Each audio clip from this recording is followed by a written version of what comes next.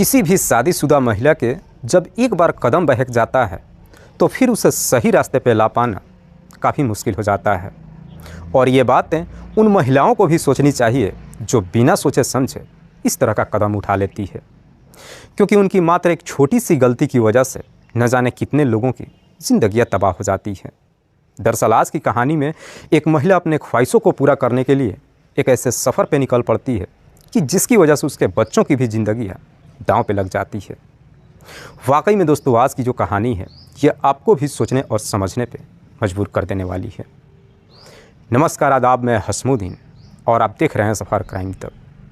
दोस्तों, आज की जो सच्ची घटना मैं आपको सुनाने वाला हूँ, दरअसल ये घटना है उत्तर प्रदेश की। उत्तर प्रदेश का एक ज़िला पड़ता है बलिया और इसी बलिया का एक थाना पड़ता है नगरा। नगरा थाने के अंतर्गत एक गांव आता है देवरही, और इसी देवरही गांव की रहने वाली है बबली देवी। बबली जिसकी उम्र है लगभग 32 साल के आसपास। दरअसल बबली के टोटल 3 बच्चे हैं, जिसमें 2 बेटियां और 1 बेटा, जिनकी उम्र 2 साल से लेकर के 8 साल के आसपास तक है। दरअसल बबली के 2 बच्चियां जो अपने ही इलाके के एक सरकारी स्कूल में पढ़ाई करती है। बात कर रहा हूं मैं 5 दिसंबर की सुबह के करीब 8 बजे के आसपास।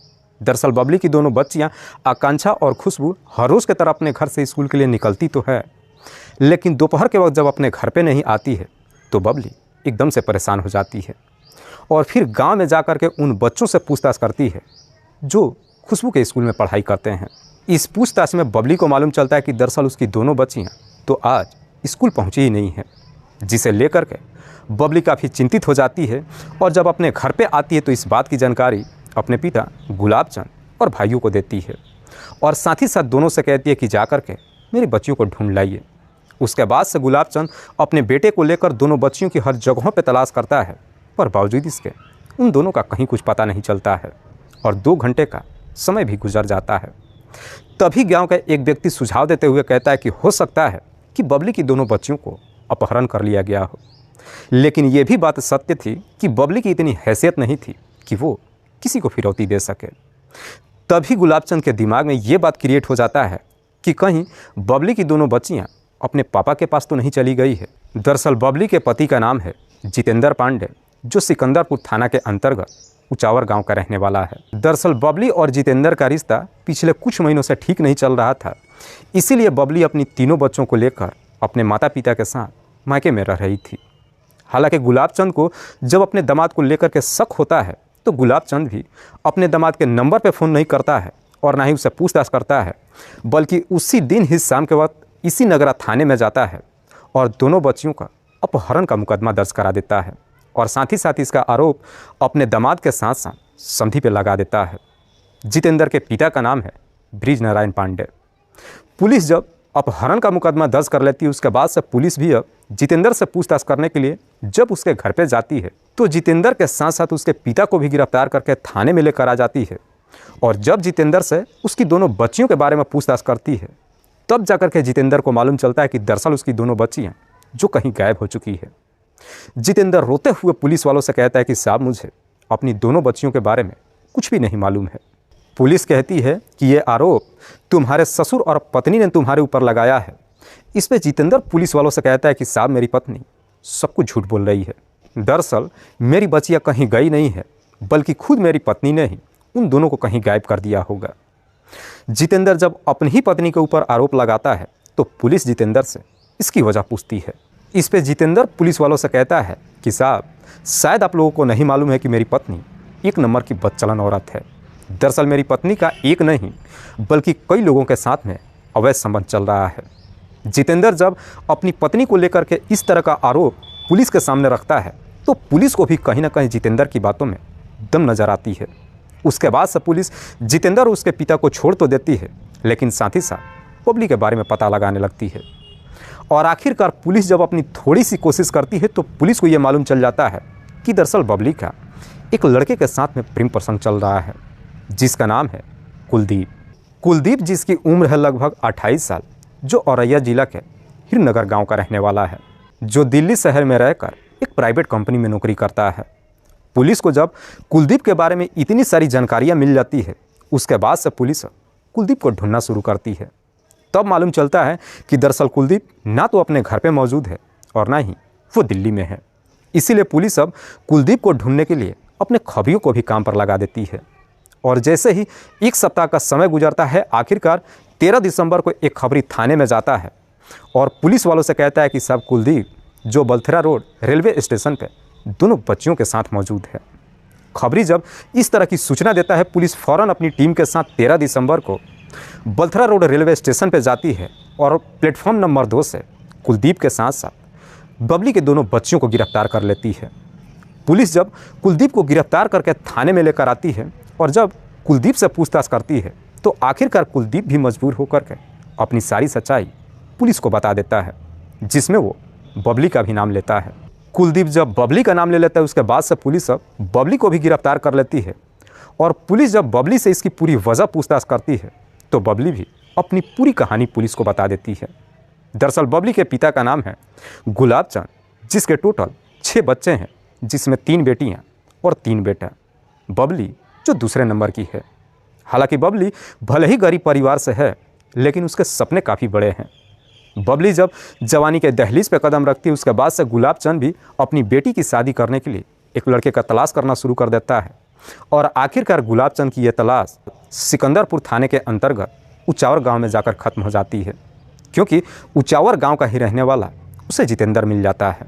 गुलाब चंद को जब जितेंद्र पसंद आ जाता है, उसके बाद से रीति रिवाज कहता है अपनी बेटी की शादी गुलाब से कर देता है।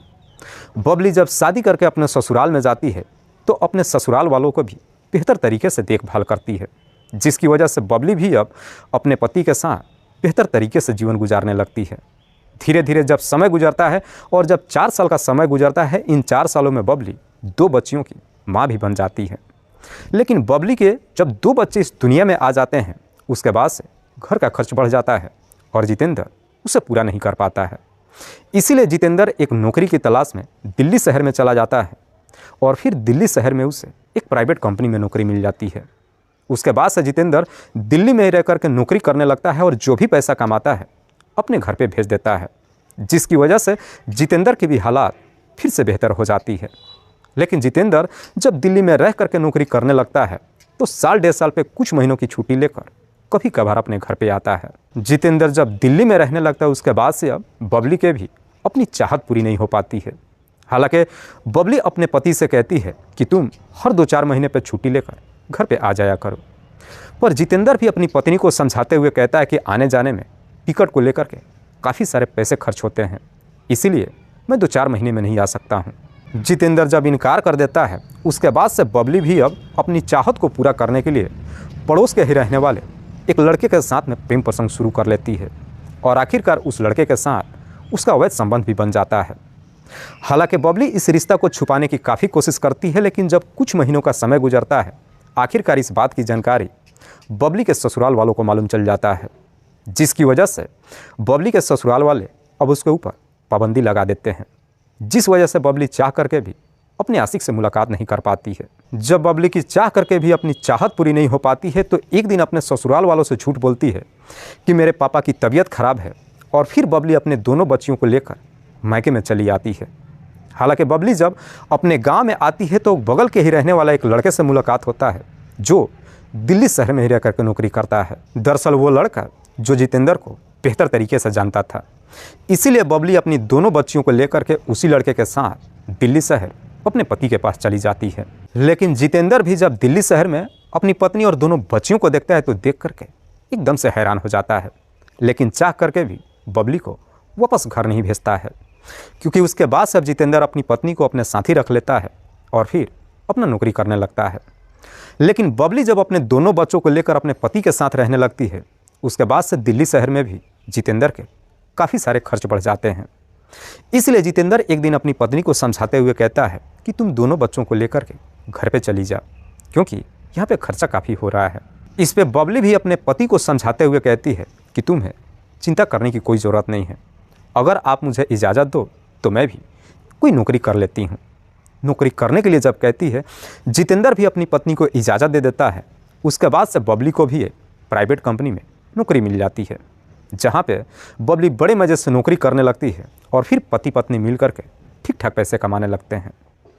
लेकिन बबली जब प्राइवेट कंपनी में नौकरी करना शुरू करती है, उसके बाद से बबली अब खुले पंछी की तरह हो जाती है। दरअसल उसी के कंपनी में काम करने वाला एक लड़का है जिसका नाम है कुलदीप, जो औरैया जिला के हीरनगर गांव का रहने वाला है। चूँकि कुलदीप भी बबली के कंपनी में ही काम करता है, इस वजह से बबली और कुलदीप दोनों एक दूसरे के इतने नज़दीक आ जाते हैं कि आखिरकार बबली का कुलदीप के साथ में भी अवैध संबंध शुरू हो जाता है। और बबली का जब कुलदीप के साथ इस तरह का रिश्ता शुरू होता है तो बबली भी कुलदीप को लेकर के इस प्रकार से दीवानी हो जाती है कि अब उसके बगैर रह ही नहीं पाती है। दरअसल बबली कुलदीप से जहाँ तहाँ मुलाकात तो करती ही है, कभी कभार उसे अपने घर पे भी बुला लेती है जब उसका पति ड्यूटी के लिए चला जाता है। लेकिन एक दिन बबली जब कुलदीप को लेकर अपने घर पे आती है और घर के अंदर जब उससे मुलाकात करती है तो मकान मालिक दोनों को आपत्तिजनक स्थिति में देख लेता है। और शाम के वक्त जितेंद्र जब ड्यूटी से अपने घर पे आता है तो मकान मालिक ये सारी बात जितेंद्र से बताता ही नहीं है, बल्कि उससे कहता है कि तुम अभी के अभी मेरा कमरा खाली कर दो।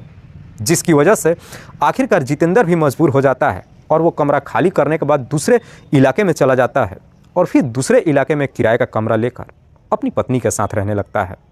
और साथ ही साथ अपनी पत्नी को हिदायत देता है कि आज के बाद से तुम्हें नौकरी करने की कोई ज़रूरत नहीं है। जिसकी वजह से आखिरकार बबली की अपनी नौकरी छूट जाती है और फिर कमरे में रहने लगती है। जितेंद्र भले ही ड्यूटी चला जाता है, लेकिन इसके बावजूद भी बबली अपने आदतों में सुधार नहीं लाती है।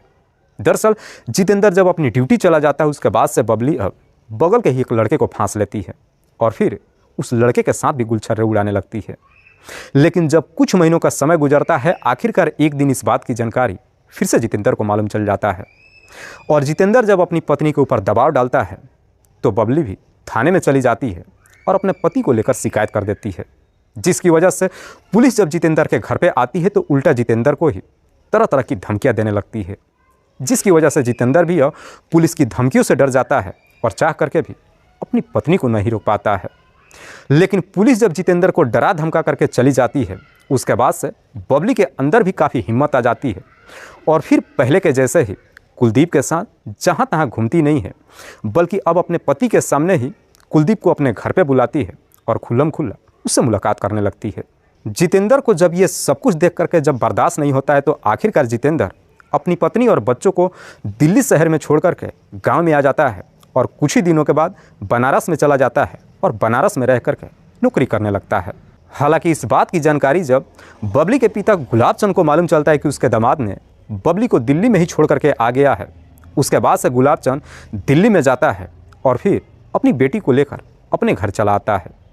बबली जब अपने मायके में पहुंचती है उसके बाद से अपने ससुराल जाने के लिए भी तैयार नहीं होती है।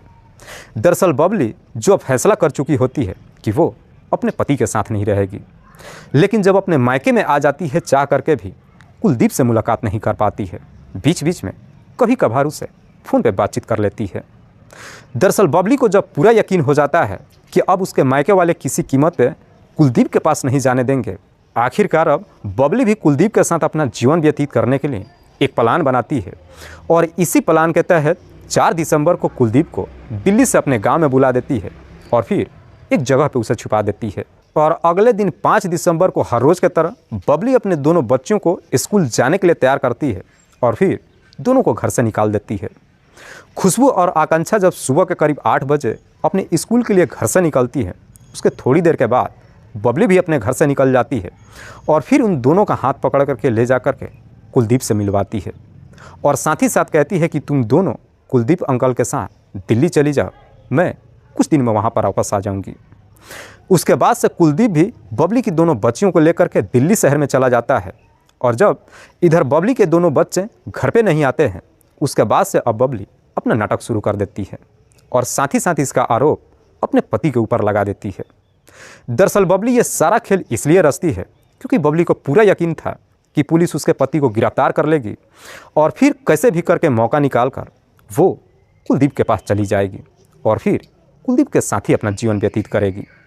लेकिन जब ये मामला थाने में पहुंच जाता है और पुलिस को जब कुलदीप के बारे में मालूम चल जाता है, पुलिस अब कुलदीप को ढूंढने के लिए दबिश डालना शुरू कर देती है, जिसकी वजह से बबली को भी अब डर सताने लगता है कि कहीं उसका सारा खेल खुल ना जाए। इसीलिए बबली 12 दिसंबर को कुलदीप के नंबर पर फ़ोन करती है और कहती है कि तुम दोनों बच्चियों को लेकर घर वापस आ जाओ पर इससे पहले कि कुलदीप दोनों बच्चियों को लेकर के बबली के घर पे पहुंच पाता, पुलिस रेलवे स्टेशन से कुलदीप को गिरफ्तार कर लेती है। वाकई में बबली जब ये पूरी कहानी पुलिस को बताती है, उसके बाद से पुलिस बबली और कुलदीप दोनों को गिरफ्तार करती है और फिर गिरफ्तार करने के बाद इन्हें जिला अदालत में पेश करके वहाँ से जेल भेज देती है। उसके बाद से बबली के दोनों बच्चियों को उसके पिता जितेंद्र के हवाले कर देती है। दोस्तों, इस पूरी घटना के बारे में आप क्या सोचते हैं? आप अपनी राय हमें कमेंट बॉक्स में ज़रूर दीजिएगा। जाते जाते मैं आपको बता दूं कि कुछ मेरे व्यूअर्स हैं जो रोज़ाना मेरी इस वीडियो को देखते ही नहीं हैं, बल्कि अपना कीमती समय निकाल कर मुझे अपना प्यार भी देते हैं। जिनमें से एक का नाम है हंसराज। हंसराज जो लुधियाना पंजाब प्रदेश के रहने वाले हैं। दूसरे मेरे व्यूअर हैं डीए कुरैशी। डीए कुरैशी जो बमनीपुर उसराहा इटावा उत्तर प्रदेश के रहने वाले हैं। तीसरे मेरे व्यूअर हैं सैफ अली। सैफ अली जो सुपौल बिहार प्रदेश के रहने वाले हैं। चौथे मेरे व्यूअर हैं हितलाल टुड्डू। हितलाल टुड्डू जो अररिया बिहार प्रदेश के रहने वाले हैं। लास्ट मेरे व्यूअर हैं अब्दुल मंजर। अब्दुल मंजर जो साउथ अफ्रीका में रह कर के नौकरी करते हैं और वहीं से मेरी इस वीडियो को देखते हैं। मैं आप तमाम व्यूअर्स को तहे दिल से शुक्रिया अदा करता हूँ। कल फिर मिलते हैं एक और नई सच्ची घटना के साथ। तब तक के लिए जय हिंद, जय भारत।